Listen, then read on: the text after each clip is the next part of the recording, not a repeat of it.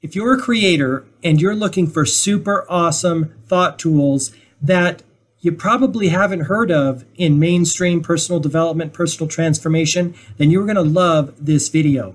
Hi there, I'm Mark Phillips, and in this video I sat down virtually, of course, with a new friend of mine, Donovan Heard. And I met Donovan earlier this year down at the 10X Growth Con in Vegas, and we talked about connecting and having a conversation about the things that he's into, which is a lot into Maslow, not only the self-realization pyramid, but also the Jonah Complex, which we're going to unpack in this video, and he's going to share insights. I hadn't heard a lot about this on my journey. I hear a lot of Napoleon Hill, I hear a lot of Dale Carnegie, and other people from the New Thought movement, but honestly, I had never really heard anything about the Jonah Complex before. I know Maslow, but not the Jonah Complex. And I thought it was fascinating. I know it's going to be beneficial to you on your journey, and how he shares that, some of the insights and ideas he shares there. You can find links below to find Donovan on social media. And if you're watching this on YouTube, if you're on my website, of course, I'll put the links in the show notes down below. But I know you're going to get a lot out of this video. So without further ado, let's jump in and have a conversation with Donovan. Donovan, how you been? Long time no see. I know, man. It's been a long time. It's been a while.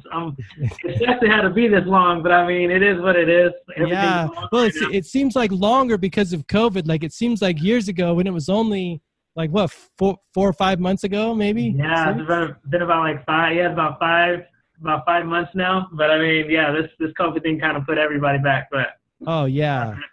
You know, although I feel fortunate, maybe you do too, that you got to hang out in Vegas and experience the Vegas, scene at a time right after that it shut down, and it's coming back now, it looks like, but it's kind of ghost town for a while, wasn't it? Yeah, man. Yeah, like I think when we were there for that event, that was like, I mean, just maybe a month or two before everything kind of like shut down.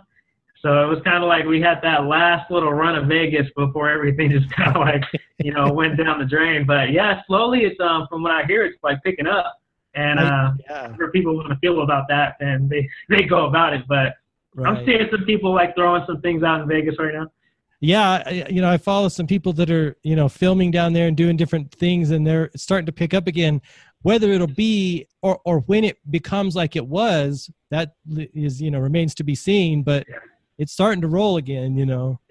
Just like everything, I think. Yeah. I think that whole that thought of like what normal was prior to COVID is going to be, however you want to make it. You know what I mean? True. Yeah. So when we connected down there, we chatted a little bit about your story and your background and some of your knowledge. I definitely want to dive into the Maslow stuff. Yeah.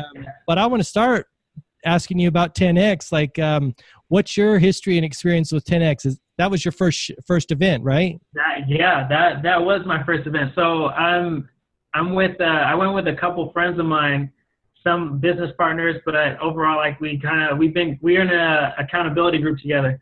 We all have our own like ventures, but most of us kind of like work similarly, on the same type of project. And two of them are in the military, and they follow Grant like religiously, like they're in the 10X group and the chats and like all that.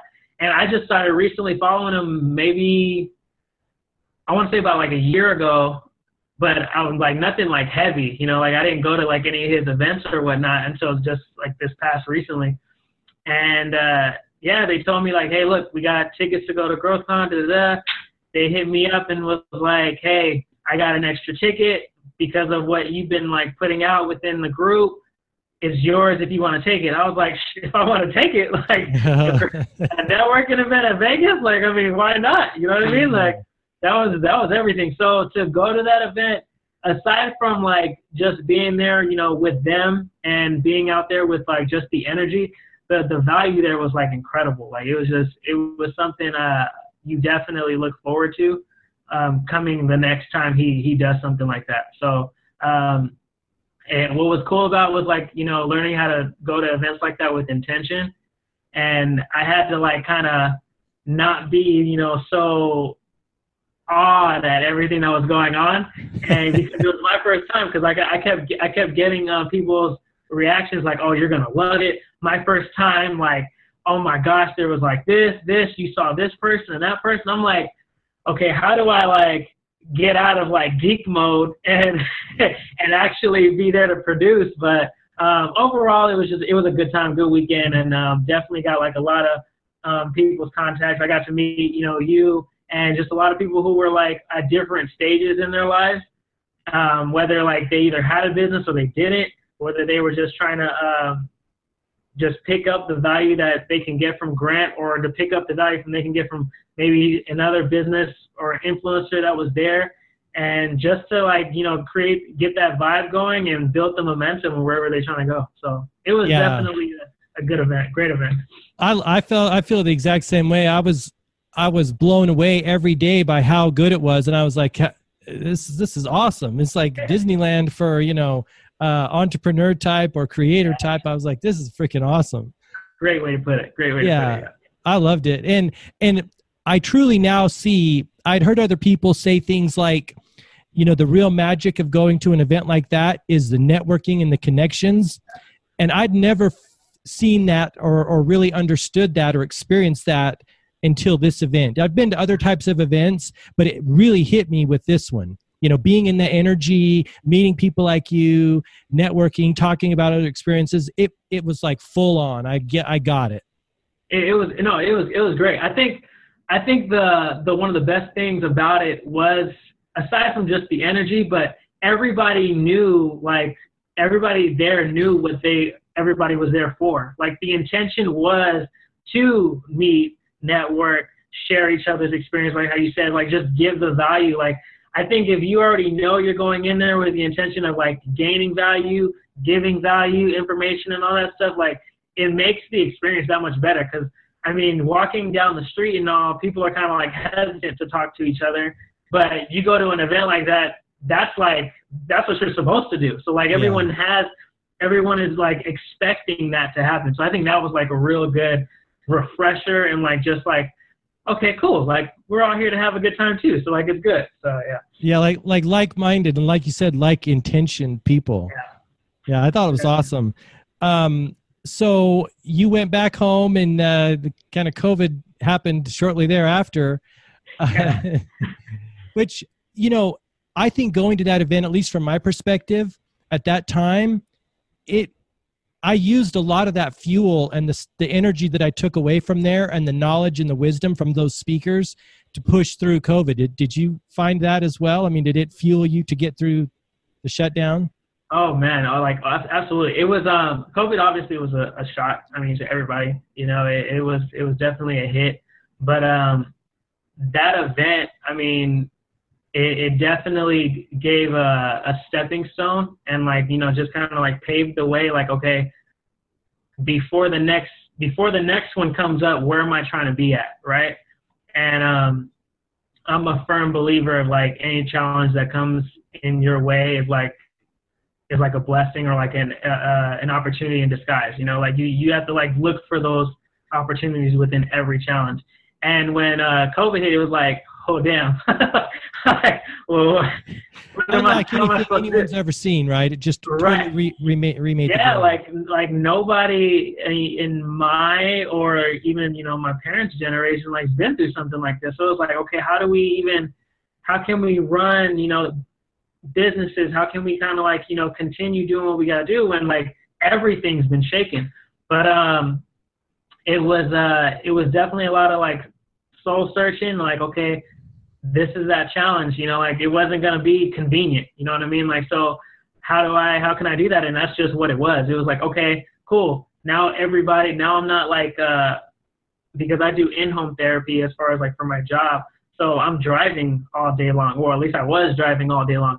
And so I'm like, okay, cool. So now that got cut back. So I'm at home. So here we are doing online, you know, Zooms, and that's just basically what it kind of came down to. Work turned into online. The business was already online. You want to make it more convenient to run and, you know, show your capabilities of what you can do on your phone, on computer, online, all these different, like, you know, avenues. it was like the perfect opportunity. So as long as I could stay healthy and stay focused, I was good, you know?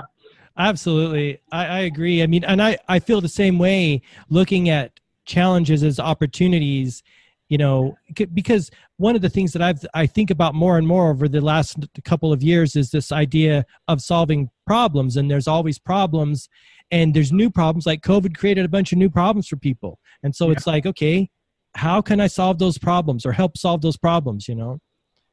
Yeah, no, I completely agree. I think the biggest thing for anyone, I mean, the biggest takeaway from anyone that was coming out of like, you know, an event like GrowthCon, and I think anyone that even can listen to, you know, your episodes, or anybody that's really trying to like, you know, grow within what they're trying to do, coming out of like something like this, is that exact point. I mean, look at the opportunities that you can get within this challenge. You know, you have to be, if you want to like be successful in what you're trying to do, you have to be a problem solver. It's just like a fact. Like there just has to be something that you have to solve. There has to be some sort of need that you can, you know, use your skills, use your, you know, your qualities or your services for, to help someone else. So definitely being a problem solver is like the biggest thing that anyone could ever think of. Yeah, it's true. I totally agree. So has your day job, so to speak, powered down a little bit because of COVID, or did they adapt and go via internet or via like telehealth style? Absolutely. They straight went to telehealth. It was, I mean, it's still a little rocky because, I mean, you have parents that don't want to do, you know, online or not, or I guess the word wouldn't exactly be don't. For some don't, actually, absolutely, some don't. But I think majority of people don't understand it. So if they don't understand it, they just kind of like reject it, even if it is at the expense of like, you know, the growth of, you know, the developmental growth of like their kids or whatnot. I just feel like if they don't understand it, they're more susceptible to like neglect it. And I think that's what happened with a lot of parents. But what was interestingly enough was like as COVID started coming and months started kind of coming, now you're starting to see more people come back, and like now that school started and schools are going online, it's kind of like, okay, well, I don't know how long this is going to have, so let's check this whole telehealth thing out. And now you're starting to get more cases kind of getting putting on telehealth. They're opening up some cases to where we can go back into the homes. It's obviously, you know, safety precautions. They have a whole new protocol to follow now, but yeah, it definitely slowed up a little bit, and it's just been up and down since. Yeah. My friends in the counseling world, they've shifted to internet-based counseling and et cetera. And they're, you know, saying that the insurance companies are now extending that feature. And I think it's going to be at least around for a good long time, maybe always as an option. Who knows? I don't know. I completely agree. I think this opened up as like, okay, the option is always just going to be there now. If you want telehealth sessions, you can have them. If you're just uncomfortable having people in your home, then it's there. And I think it's one of those things that came, one of those opportunities that came from this type of challenge. Like, okay, like what can we do about, you know, the families that are in need of like services and all that? Well, telehealth is the option now. And it's an option that I think that probably was in the back burner before, but it's definitely like spearheading. It's front and center now, right? Yeah. Dude. So we talked a little bit about your background as far as education and or personal study. Give me a little background on like what your study is in, and what you've studied, like either on your own but also in school too. So in school, I graduated with a BA in psychology and an associate's in behavioral sciences. So psychology and behavioral health has always just like been something I've truly been like attracted to. I love it. Learning how like, you know, the mind works, learning how the brain works, learning how like humans interact with certain challenges, interact with each other. It's just always been something that interested me. And that's in a sense how I got into Maslow and like a lot of other psychologists and theorists, just about learning about that kind of stuff. So I got into ABA after I graduated, and I've been doing that, kind of like, you know, going down the line of like, what can I expand in that field? And when I started the whole Conquer the Complex brand, like learning more about Maslow, that was like a few years ago, prior to even me getting into ABA. And that was just kind of something on my own. I just started learning more because, I mean, mindset was something that we're always going to be, you know, having to study, like, especially when it's just about yourself, you know, learning about how you adapt to certain challenges in your life, learning traumas that you kind of like suppressed, you know, and later in your life that end up coming out later on, not knowing why. Yeah, dude, I always was interested about that, and that constant level of just trying to do better, trying to be better, trying to understand myself. Is just it's a journey, right? It's just a journey, everyday journey. So tell me, okay, so what is ABA? What does that stand for? Remind me, I'm not familiar with that. Applied behavioral analysis. So I mean, so a lot of times it's a lot of the stuff that we don't normally, I want to say, pay attention to when it comes to, like, you know, consequences and reinforcements. You know what I mean? So I do in-home therapy. So I go into a lot of parents' homes, and I'm working with kids from as low as like 2 to, I think my oldest was like 16, 17 in like the 3 years that I've been there so far. And just working, because I mean, some of these kids are nonverbal, some of these kids are verbal, but they don't have a lot of these social skills that a lot of us kind of like take for granted. And a lot of them have other developmental disabilities, and it's just working around those little hiccups and those little speed bumps to kind of get them more functional in the home, functional in school, functional in society. So wow. You said something else. Well, first of all, I've done that type of work as it was PSR, psychosocial rehabilitation. I think it's called CB something. I did that for a year, and it was challenging. And I had what I would call high functioning clients. So, but some of the other people had more challenging clients. Let's just put it that way. So that's challenging work. Do you feel that way? Yeah, yeah, it is. But I mean, as challenging as it can be with some, because I mean, yeah, there are some kids that are low functioning, and you know, the behaviors can be something that's overwhelming for some people. That's absolute. But I mean, I feel that the rewards kind of outweigh the challenges at times. Like, because I'm only there, or some of, you know, the specialists and the therapists that are there, they're only there for maybe a couple hours at a time, you know, for every day or so many days out of the week. These parents are there all day long. So, I mean, to help not just the child, but even go into like parent training and kind of give those social skills and that kind of like behavioral training and techniques to the parents and caretakers to kind of like take over, so that way we can like exit and be like, all right, you're good now. You handle it now. You'll be like, it's really rewarding, because I mean, you have some parents that you freak out. Like I mean, it's just like, you know, anybody else would, but it's even more so with them because it's their kid and they just don't know how to like deal with it, how to handle these certain situations. You get through challenges with, you know, like with parents thinking that we're trying to tell them how to parent, when I mean, it's not necessarily that. It's understanding the behavior, understanding the functions of behavior, the reasons why their child is doing this, the reasons why their child is doing that. So understanding how to like, are they reinforcing this type of behavior by the way they're giving attention to them, or, you know, not. So it's just breaking those little things that we kind of don't necessarily like pay attention to, those details, and really like, okay, taking it step by step. If this is causing this, all right, now maybe we have to back up. So it's just doing that. Yeah. Well, and I think that's a factor that some people don't see unless they're doing that kind of work, is the fact that you mentioned, I've heard this from other counselors too. Like a lot of times it's like half of the time is spent on the child or patient, and the other half is spent on the family members to, because it's a whole system, isn't it? It's not just, okay, here's the work we're doing. It's definitely tough, yeah, because I mean, you're working with, you know, the kids who are obviously like in their natural environment, right?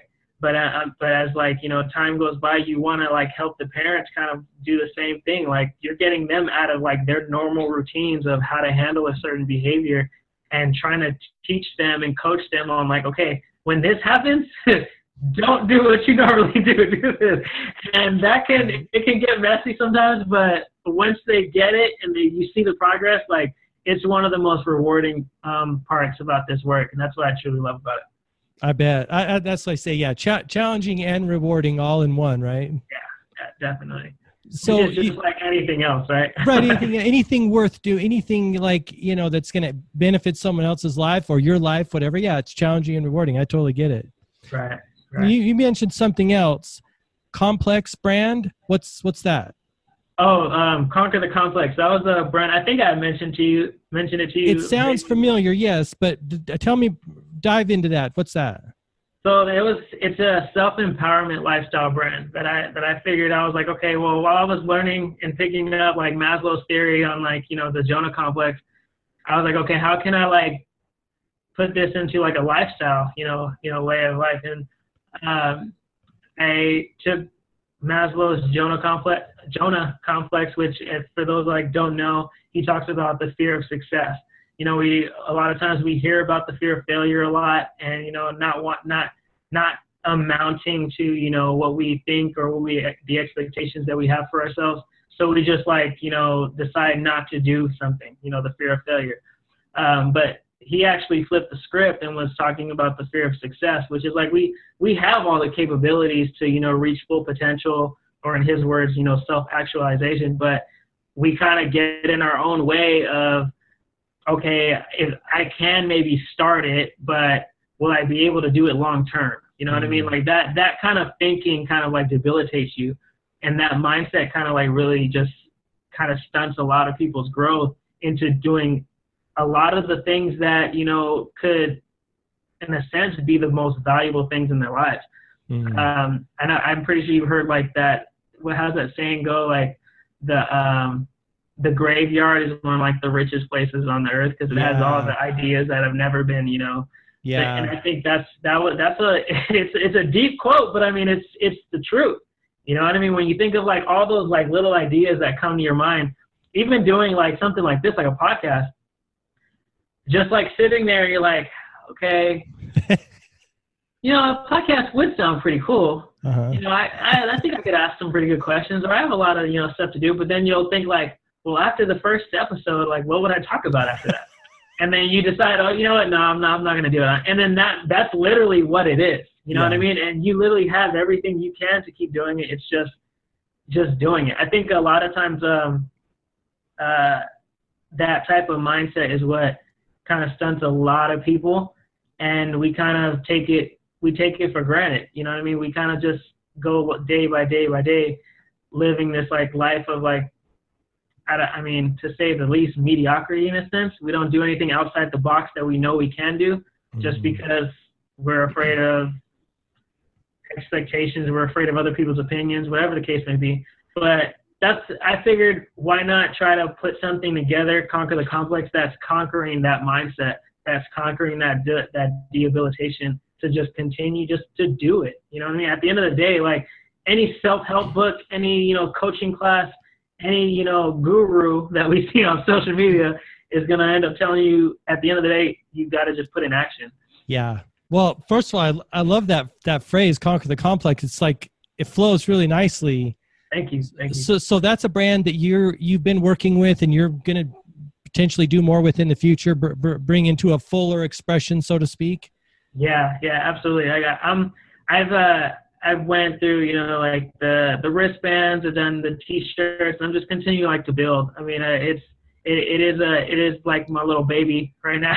So I'm going through the journey, and I'm excited about it. It's something that even when I like took my first shirt and I got like, you know, my first couple sales and whatnot, it was literally something that I took from my head, put it on paper, and then I saw it like right then and there. And I'm just expanding on that. So I'm excited about it. Where can we find out more about that? Somewhere online, either a website or a Facebook page or something? I'm actually working on the website. currently I've kind of like, messed with it here and there, made some mistakes. Yeah. So I'm definitely, putting it, working on it. I think you still have my IG. So that's everything that I post on there is definitely geared towards that same type of content.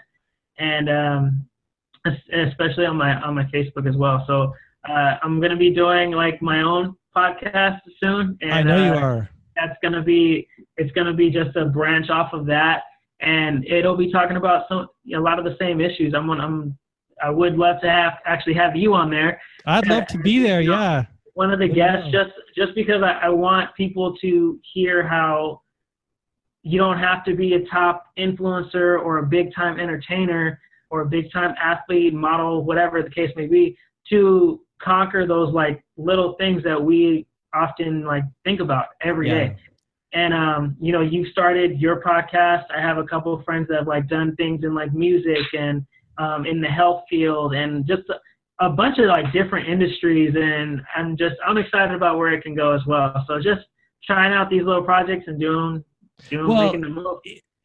Yeah. And I love that. Because I think we live in a time, it's almost like I kind of equate it to like a Renaissance time where people, like you say, music or talk shows or video content creator, people can express themselves easier and cheaper than they ever have been able to.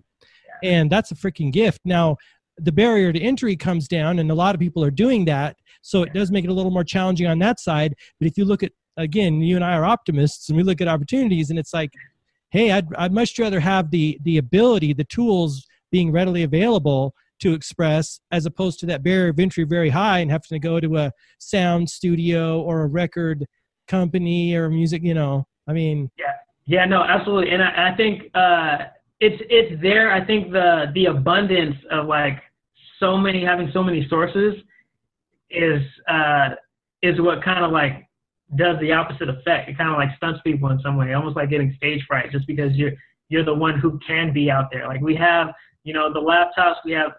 Technically, if you have a phone, you have a smartphone, you can do in a sense this. Yeah, you run your whole business, right. You can absolutely run your own business from your phone.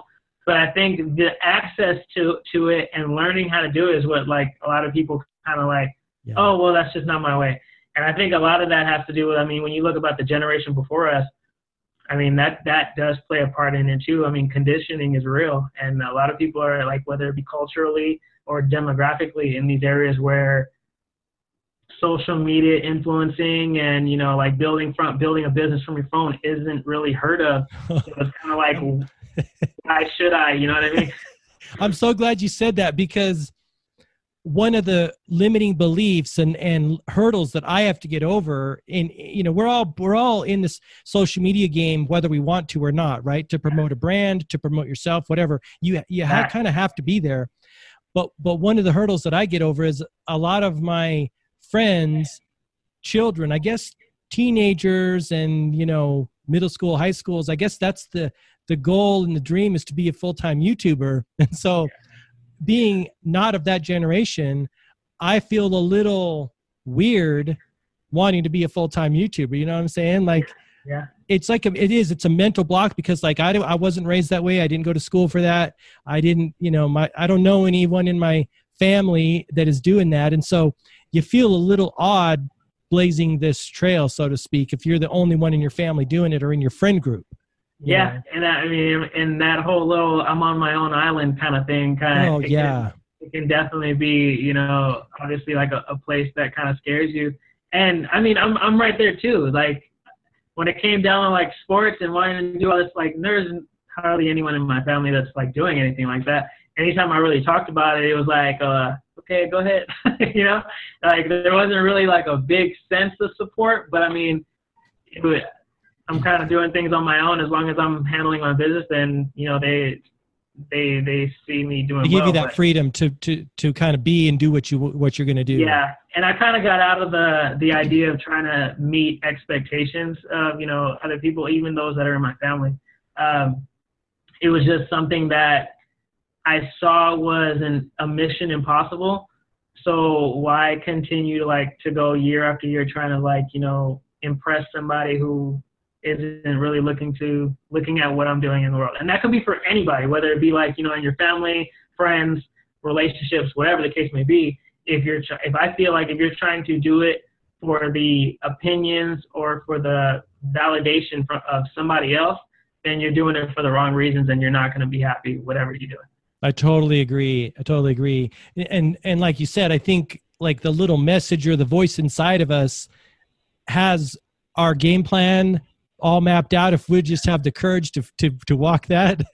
Yeah. You know, but sometimes it is, you know, sometimes family won't understand it. Friends may not understand it. Although once we tune into what wants to come through us and we get the map, so to speak, of where we should go and what we should do, my experience is family and friends will reflect back and say, oh, I see that as a good fit for you. You know, if you really find the true map, right? And you peel back the layers of all of the clouded, then they're like, okay, I see that, right? I see this as a thing. Yeah, I mean, I think everyone's going to end up coming back once someone sees that you're happy, and especially if you start gaining like a lot of like following and a lot of success with it. Everybody that kind of shunned or, you know, kind of shrugged their shoulders off to you is like, I always knew you'd be great. Yeah. Like, I always knew you'd all that. Like, you know, and it's up to you however you want to, like, you know, take that. But ultimately, like, the options are there, and it's just being knowledgeable about what options you do have, and not to be so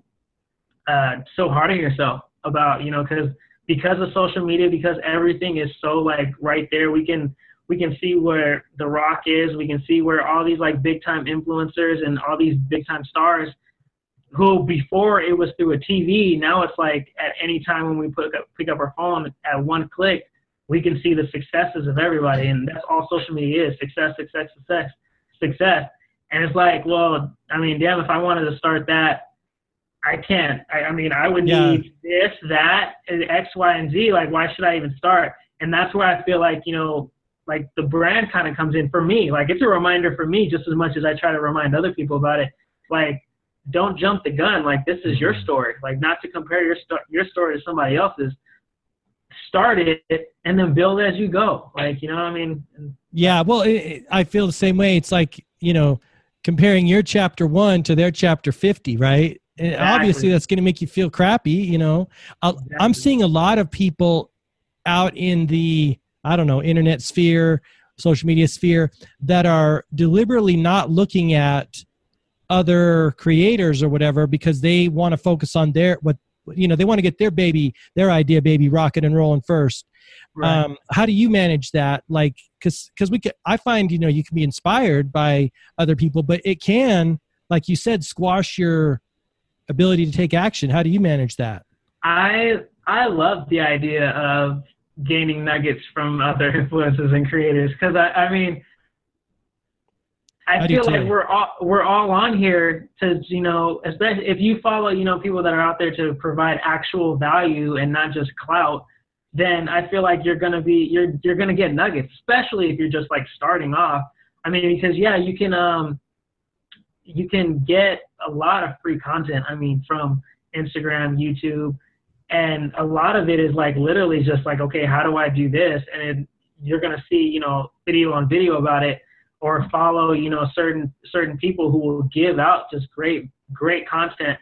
And obviously they're going to have you know, a lot of people have their own coaching, you know, strategy and coaching packages. So if you want to go down that road and purchase, you can do that as well. But I personally love the idea of like getting insight and like looking at, okay, how their like feed is, you know, set up, how, you know, how certain, you know, posts, how certain hashtags are put, what kind of hashtags are put, where do they find like their hashtags, and like learning about their community, the people that follow them, how do they engage, with Instagram, especially like with like Instagram stories and, you know, going lives, and how do they engage with the people that are like watching them.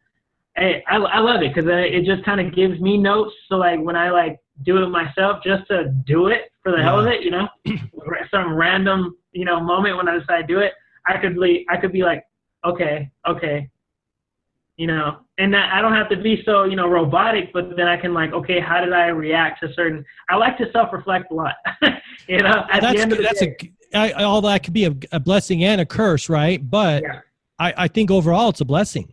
Yeah. I like to, when I'm trying to put myself in someone else's shoes, not so much in someone else's shoes, but if I've watched a creator do something and that I've taken notes on that I can like start on my own, then when I do it, I kind of reflect later on, whether it be right after or like in a daily reflection, because I reflect at the end of the day, how I felt or how I did during, that session. Then I'm like, okay, this is where I was at with it. And then I mean, whether I grade myself or not is on depend on how I'm doing it. But then I can like, okay, I remember they did this, this is what I did in the moment, but I wrote that down. Damn, why didn't I do that? Kind of things, that's how you kind of make improve. yourself better. It's just, yeah. It sounds like you're kind of geeky and techie like me. You want to kind of know the how-tos, because most people are all about all right, what do I do in front of the camera? Most people, I shouldn't say most, some people don't want to know the logistics and the tech side and the strategy behind it, but you're kind of digging in there, huh? Yeah. I mean, because I appreciate what happens, the work that happens like outside of when the camera's on. You know what I mean? I do believe, I'm a firm believer that I appreciate what happens outside of, the camera, the work that happens outside. Like a few creators that I know, they literally talk about, hey, when it comes to something as simple as hashtags, when you're like, we can think of, okay, if you're putting something out that has to do with health, you would think, okay, hashtag health lifestyle. And these are hashtags that probably get like about a couple million views. Mm-hmm. So you put those up on your, on your pages, and you realize, okay, you're not getting a lot of like engagement or a lot of like, exposure, and you kind of wonder why. And you might like think it's just you and nobody really likes you, which is a whole another topic, right? But when in reality, it can just be, it's not showing on people's feeds because you're one of a million people that are out there. So then it's kind of like learning, okay, instead of health, thinking of like, okay, how do you break that down? Instead of health lifestyle, you can be health hack or life hacks, and then just going down to be more specific. So that way you kind of put yourself out there in more of a open environment, so people can like, okay, that's how you start seeing it. So stuff like that is what I kind of like learned. I'm like, oh, that's how you do it. And you just kind of build from there, dude. It's critical. I mean, and those things are critical because we're kind of having to interface and think like the computer thinks and think like the machine thinks. And that's sometimes. Absolutely. And I think if you're like looking to like grow, I mean, I think anybody's really trying to get the exposure of what, if they have like a service or product to kind of put themselves out there, or even just a message to give out there. If you're trying to grow and, expand on that, tend to the people that are, watching you first, but learn the little nips and tricks that, some of these big time creators are using that a lot of people take for granted. Because, I mean, it isn't just their name. Mm-hmm. A lot of people kind of build the blocks to get there. And if you understand what blocks they use, that's how I could help you. Yeah. Well, and the other thing that I think about too is every single one of those persons that's at where, fit chapter 50, they all started at page 1, chapter 1, struggling, pushing in. And we just don't, that's the downside of social media, is you don't see that. No one, I should say, not a lot of people show that. Some of the people that are super real, they'll show you the struggle, they'll show you the heartache, but most of the time they just want to show you how good it is. And I don't blame them. I wouldn't want to, broadcast my failures, so to speak, every day, sometimes probably, but it can be detrimental, to the person starting, because they're like, oh my gosh, everything's working out great for them, Yeah, and which is true, but I mean, social media is the highlight reel, right? So you want to, I mean, everyone wants to show, the best of the best, right? The best of the best, after spending 2 hours or so, flipping through pictures that took you like 3 hours to take. Right. You choose one that you're like, okay, that's the one I'm gonna go with. But I mean, I feel like there is that perspective of like, okay, I shouldn't show the struggle, or I shouldn't show the failure. I think once in a while is good. Like, I mean, I think I put a reel out that like I messed up on the captions, because like I was kind of like zooming in and zooming out, and I put it up and I was like, oh, dang. And I was like, you know what?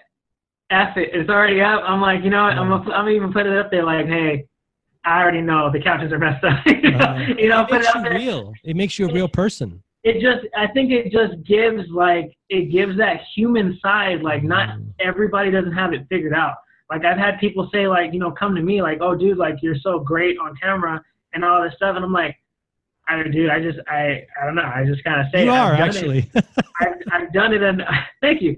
But I mean, it's just something like I kind of forced myself to do. People don't like really look at the fact that, oh, you're so natural on there. I'm like, I don't see where there's really natural. I mean, I still kind of like get like those hand sweats, or like I kind of like in my mind like, okay, how am I going to come at this question? Okay. And start rehearsing different things about what, like, I do it too. And I'm not like a big time influencer, but I mean, I feel that everyone has those steps. Like you said, everybody has that chapter 1, chapter 2, chapter 5. And just because like we're on our chapter 15, someone who's starting on their chapter 2 thinks that we got it all figured out. Like, no, we're making the same, well, hopefully not making the same type of mistakes, but just different new mistakes, right? We're making new mistakes, new level, new devil. I think that's exactly just what it is. Like, we're just continually growing. Have you always been like that, pretty charismatic and pretty open, even as a kid, and very expressive, or is that something you've put a lot of time and conscious work on? I think I've been always kind of like out there, but I think focusing and localizing it was something that I've definitely, you know, gotten better with and starting to learn how to do the past like couple years. Just trying to like learn how to like, because obviously when you're like a kid, you're just doing anything you really like to do. So of course you're going to feel comfortable doing it, especially if you're the only one it serves, right?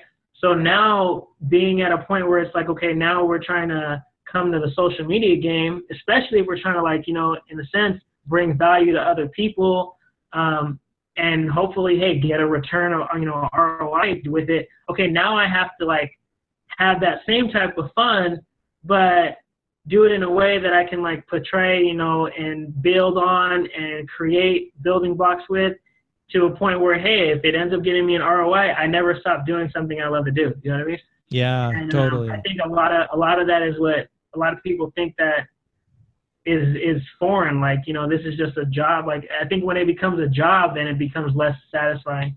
Yeah, that's again about the beauty of the world right now is, and don't get me wrong, I'm still in that growth phase and in the phase of becoming, like you said, to get the ROI of doing what you love and sharing what you feel is valuable, helping people get what they want. It's it's not a walk in the park, so to speak, as you mentioned, but it is an opportunity. It is available now, much more than it has been before. Absolutely. And I think that's exactly like what it is. I think we have to kind of take it as an opportunity. And because of the possibilities of like social media in itself, it's kind of like, okay, I think the hardest part about it is when a lot of people talk about like that whole work-life balance thing. Like, oh, well, we have our job. I can't, you know, necessarily be a YouTube famous star because I have to do YouTubes like every day. Yeah. And I think it doesn't necessarily have to be like that. It's just where you putting your, you know, priorities at. You know what I mean? Like, okay, if you're at your job 8 hours a day, I mean, for those that have a family, you're going to have your family time, but are you spending like 2, 3, 4 hours, like just kind of like watching TV, or are you kind of like putting it towards something you could be doing? You know what I mean? Yeah. And I think that's like being self-aware and acknowledging like, okay, where are you really putting your time and your focus on is a crucial point. Because what's the first thing a lot of people are going to say? I'm pretty sure you heard of it. Oh, well, I don't have time to do all that. Mm-hmm. And I think COVID shut a lot of people up on that one. I mean, it did. A lot of people got quiet about their, you know, if they weren't pursuing their dreams and they didn't do it then, hey, what greater opportunity. Exactly. And I mean, not to like throw shade on anyone who's lost jobs and stuff like that, because I know there's been a lot of people who've been affected by it. Yeah. But there is an opportunity to flip the script. Like, you can come out of 2020 as an avalanche as it has been, I feel like everyone can still come out of 2020 like, okay, I made it through it. You know what I mean? And I'm a better person mentally, physically, financially, you know, spiritually. Yeah. It's true. I mean, even as challenging as it is, and the struggles that are out there, again, back to that, the gifts and the opportunities, you know, like how are you going to use it, right? How are you going to make the positive of this? And that, I think that's kind of an underlying life game anyway, like, right? Whatever life serves you up, how can you spin it, right? Yeah, absolutely. Absolutely. Wow. Just, I mean, constantly looking at like, okay, what is happening for me? Not so much as what is happening to me at this moment, you know? Yeah. And just not constantly putting yourself in that victim mindset. Yeah. So back to the Maslow, because I know only the surface level psychology Maslow, right? The pyramid, the self-actualization. Yeah. I'm trying to remember what you were talking about either down in Vegas or maybe via message. There was something, it almost sounded like esoteric or model to live your life by. I can't remember. I think it was the Jonah Complex that we were talking about? Maybe. It almost seemed like a way, it almost seemed like a model or a way to live your life or a principle. Tell me about the Jonah Complex again. I know you touched upon it earlier. Yeah. And then, I mean, in a sense, he kind of just briefly goes over where he got it from was obviously, you know, the book of Jonah, for those that kind of like look up, you know, the history on that and the story on that. God gave Jonah like a divine path. He rejected it, got swallowed up by the whale, all that kind of stuff, right? 3 days, 3 nights until he fulfilled his stuff. So the Jonah Complex talks about how we have this divine pursuit in our lives, right? With whatever it is that we want to do, like those ideas of making a podcast, starting a business, whatever the case may be, you know? And we reject it because of, you know, the fear that we would probably not meet the expectations that we see for ourselves, when we can't hold that against ourselves, whether it be from the expectations we hold on ourselves, expectations that we're trying to seek of others, family, friends, spouse, whoever. And so he talks about that we all have the capabilities of reaching that potential, but we stunt our growth by having that fear of success. And so that's where I feel that the Jonah Complex really comes into effect with a lot more, to be honest, I think, than the fear of failure in itself. But I think we're just innate. Well, I don't want to say innately. We've like conditioned societal means to feel that fear of failure is just the only thing that's going wrong. Like when anything we pursue, we're afraid of failing. We're afraid of failing. We're afraid of like not doing this. We're afraid of not doing that. When I think if you break it down, a lot of times it's like, okay, you know, you can take that first step. You're doubting if you can take that second, third, fourth. And that's what's stopping you taking the first. And I think that if you kind of like conquer that mindset, like all you have to do is take that first one. Yeah. And then the ball starts rolling and you get into the momentum. And then I'm glad you said that, because that's how I sometimes feel that the journey is, like that the stepping stones reveal themselves only when you start walking, you know, like magically, and then your path. But sometimes, and this is like the mind, like we were talking about earlier, you kind of go through the whole cycle of your whole project in your mind, and you're like, oh, I can't do it, right? Yeah. And sometimes we talk ourselves out of it, and we're living in the end game. It's this idea that like if you jump, the net will appear, that leap of faith or that step of faith, and then things will open up. But believe me, it's scary to freaking step into thin air, right? No, I completely agree. Like, not to like, and in no way I'm diminishing anyone's like thought, because I mean, you have a lot of anxiety, you have a lot of, you know, like fear-based emotions that come with it. You're like, I just don't know what to do. And then, I mean, especially when people have like their families that are like on that, you know, instability stage where like if they make a move, either way, they're highly impacted. But I mean, I'm a man of faith, so like I look at it like, okay, I've been through worse. So, you know, what's the worst that could happen, right? You know, the worst that can happen is like, okay, this falls apart and I'm back to where I was at this point. And now we're here. I know a lot of people don't necessarily have that same beliefs, but at the same time, it's kind of like, if I look at it if I take the faith out of it and I look at it from like a mentality point of view, you have to take your ego out of the way. Like your ego is going to constantly like look at whatever opportunity or give you any excuse to protect yourself from anything. And the unknown is one of those biggest things that we protect ourselves from. Well, I don't know what's going to happen, so I'm just not going to do it. Right. But when you should be looking at like, well, I don't know what's going to happen, so I might as well do it. And it's just like that difference in perspective and tonality that can really be the difference between like being at where you're at or being at where you can be at. Yeah. And I think also a lot about one of the tools that drives me, or the thoughts, is the pain of doing it versus the pain of regret, on my deathbed, so to speak. That gets me up and gets me going like nobody's business. Yeah. I think that's been something that I think with COVID has been like a real wake up call as well. Right. Mm-hmm. Like, it's just been that, okay, if I don't do this, I think regret is going to be something obviously that stays longer. Like it stays. Yeah, it sucks too, just as much as fear, right?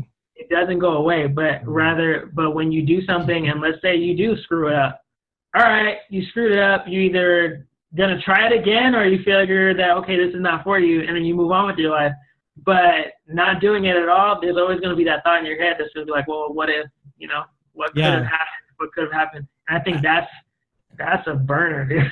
It is. I mean, all the most fearful things that I've done in my life, whether it's asking a girl out or doing something fearful, even all the anxiety and fear before that, once I've done it, regardless of the outcome, it's like the chapter closes and it's like moving on, right? I mean, it was we build things into so big of deals, and then we look at it and we're like, why am I even worried about this? Exactly, after it's over. Exactly. And it's like how you said, it's just getting over ourselves, getting out of our own head. I mean, like when it comes down to like something as simple as, I mean, I don't want to say simple for some people, to like ask a girl out or talk to somebody. It's like you got the sweats, you're like trying to rehearse what you're going to say. Yeah. Like, how do I even approach, the kind of thing. And then once you do it and things kind of work out fine, you kind of like, there's that moment, like, whether it's that later that night or days later, you're like, that wasn't that bad. Yeah, you're like, why was because I look at it like slaying the dragon, like internal dragon, right? You got to do it kind of on a daily basis. Like, but once you do it once, you go, oh, I remember I slayed that dragon last week and I can do it again. Maybe it's a little bigger, maybe it's a little different, but I'll do it again. Absolutely. And I mean, that's a big thing, like consistency, right? Like when we're not used to like doing something, just like something like this, like when if someone was starting a podcast or starting like their own, like whatever, their own craft or something like that, it's that first time is going to suck, but nobody wants to suck because they're not used to doing it. So it's kind of like, okay, well, I tried it today. Maybe if I try it again tomorrow, I'll be a little bit better. And it's just going from there. If it's something that really, brings you value and true happiness, then it's something. Absolutely. I mean, yeah, and you got a good point. I mean, something is seemingly, I don't want to say insignificant, but so easy, so to speak. I mean, boy, I was the biggest fear. That's actually why I started the podcast first and not video, because I feared video so much. Like honestly, I mean, we might have talked about this. I've never hyperventilated or been an anxiety type of person, but I was heart beating, and I'm just videoing, say with a friend, talking about a subject that I know very well. And it's it was so fearful. And so that's the main reason that I started the podcast, is audio was less scary for me. And I'm kind of like this baby step kind of a guy, because I mean, I know where I'm going and I'm going to get where I'm going, but it may be smaller baby steps than someone else who just is a big leaper. You got to kind of take life the way you take it, right? Which is right. But I mean, I feel like that's great, and to never like underestimate those baby steps, because those baby steps you take could be a leap to somebody else. You have a good point. That's a great point. Yeah. It's all relative, right? It's definitely just taking perspective and like really not, I mean, I hate to say the whole idea of like not comparing, because in a way you're going to, because you're gonna look at, okay, especially if you're talking to somebody and they give you insight about their story. Okay, I'm not gonna exactly do it that way, but I'm gonna do it this way because I feel like I can make that step. That's great, because at least you're putting yourself in motion, right? Like that I think of the law of inertia, whatever stays in motion, you know, whatever's in motion stays in motion, whatever stays stagnant stays stagnant. So, I mean, if you're staying still, you're dying. And if you're moving, you're growing. And I think the one of the worst things is when you're staying still thinking that you could still grow and you're not. Yeah, when you know you can grow, but you're maybe squashed by the fear, you know, then you have that internal turmoil going on, right? Where you have all these dreams. I lived like that for many years, you know, just like a lot of dreams that the inner voice was saying, hey, give it a try, give it a try. And I was like, you know, but you know, the other thing that I thought of when you were just talking about that is the idea of like the guy who broke the 4-minute mile. He broke it, then a lot of people broke it. It's like when we see people doing stuff, we're like, oh, I want to do it, or I can do it, or whatever. And we kind of all move down the road together. Yeah, absolutely. And I think it just, I mean, I hate to sound cliche, but it sometimes just takes that one, you know what I mean? But I mean, I think now being in where we're at right now with like social media, just because there's, like how you mentioned before, so many people are doing so many things. There's so many podcasts out right now. There's so many, you know, influencers, creators right now, and the opportunity to create. So people are like, have this abundance of like, you can do it too, but it's just like, well, I don't want to be one of them. Well, then, okay, then you do what you want to do then. Right. And I think sometimes we get rose-colored glasses looking at the past thinking, well, it might have been easier 10 years ago or 15 years ago, but I think there were different hurdles then. There are different hurdles now, different hurdles then. I don't think it's ever quote unquote easy. It's always going to be pushing in like the inner and outer challenges, but you know, I truly believe the notion that you are your own creator. And like when it comes down to every day, like you create how your day is going to turn out. You create what you can create in that day.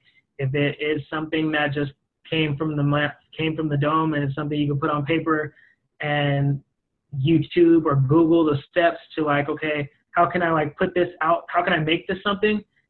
You go, and if it's something that like you kind of realize like, okay, I like this, you know what I mean? And then you actually put it out there, you talk to people, you get, you know, other opinions, whether you can take it for granted or not, you know, take it for some weight or not, then that's cool.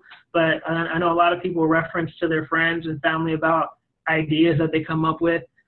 I like the idea of people doing that, but never basing your next action or your next move on what they said, whether it be positive or negative. If someone says go do it, cool, like that's great. Or someone says like for me, if I get comments on, you know, my posts every now and then, oh, this was great, you have no idea, like this helped me out. I love it. Like personally, like I love it. But then I do also get, why would you put this out there? Oh, really? Or yeah, like I've gotten a lot of my stuff is pretty, you know, on the positive end. But there are some aspects that like I'll put something out there and it probably rubs someone the wrong way. And, oh, don't tell me you're one of those. And I'm like, okay, you know what I mean? Like whether it's positive or negative, like I'm not going to base my next idea on whatever was said. You know what I mean? Like however I reflect myself and put myself out there on social media is the way I want to put out or the message that I want to put in the world. And it's not going to be anything. Yeah, you can't. So, yeah, that's true. You're not going to please everybody, right? I mean, there's going to be someone. I'm not. And it's just knowing that kind of keeps me going. Like I can have one person that reads it and changes their day, changes their life. And it could be something that could have been just another post to somebody else. You know what I mean? So yeah. It's an interesting world we're living in right now. That's for sure.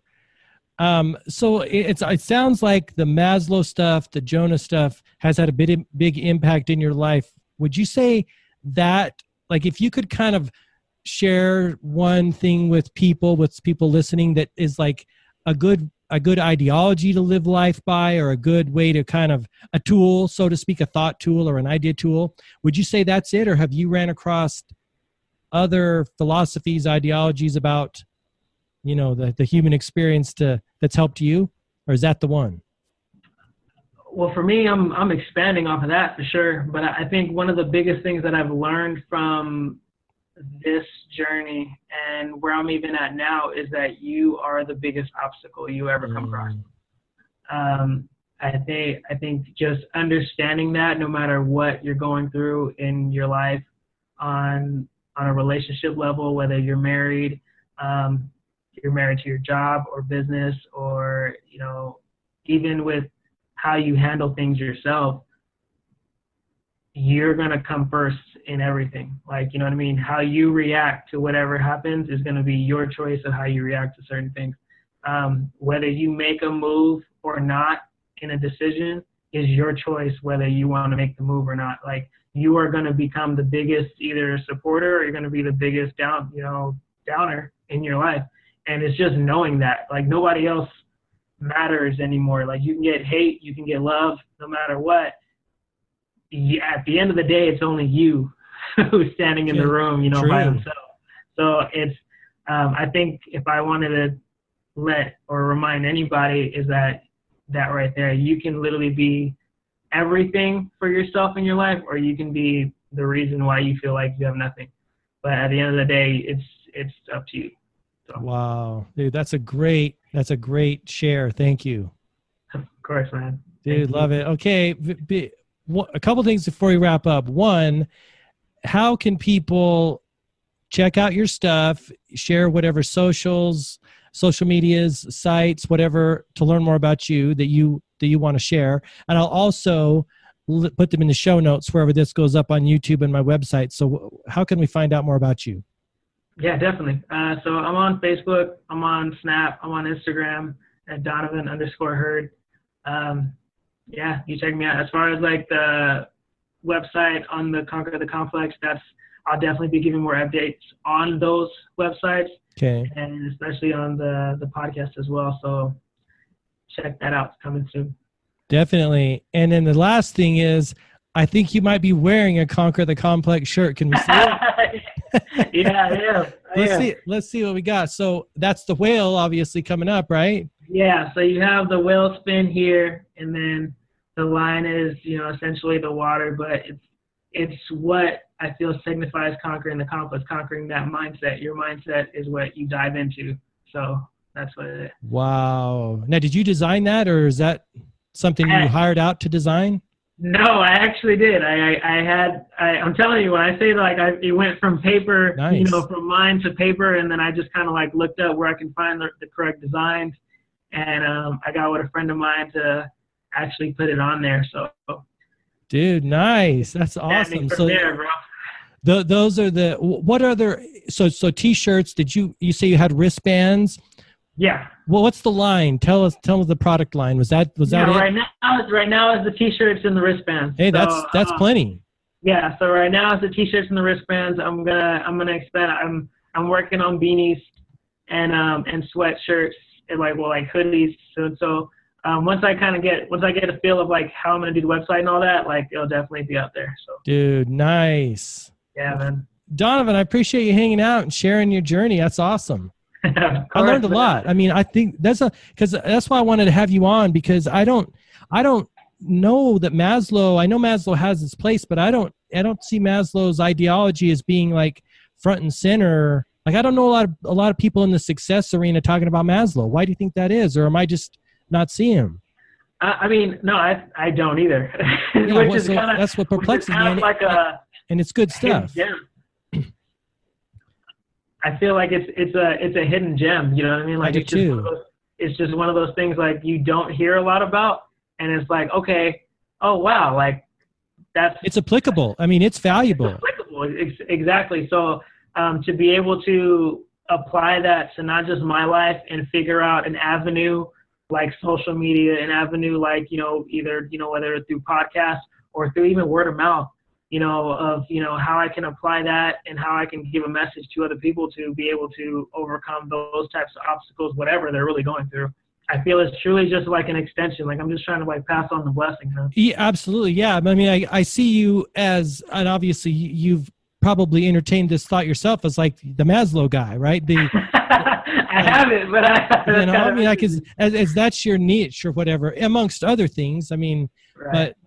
I don't know, potentially, who knows? Because like I said, I know of Maslow and I've seen the pyramid and everything, but I'd never heard of the Jonah complex, Jonah's complex. And I think that's awesome. Wow. Yeah, thanks man. for sharing that. Of course. Thanks again for having me, man. This is awesome. I look forward to following you and seeing where things go. And, like I said, I'll list your social media in the show notes and stuff beneath this when it rolls out. And I appreciate it. Yeah, man. Thanks again. We got to do this again. We definitely do. Absolutely. All right. We'll sign off. Thank you. For sure, man. Have a good one. You too.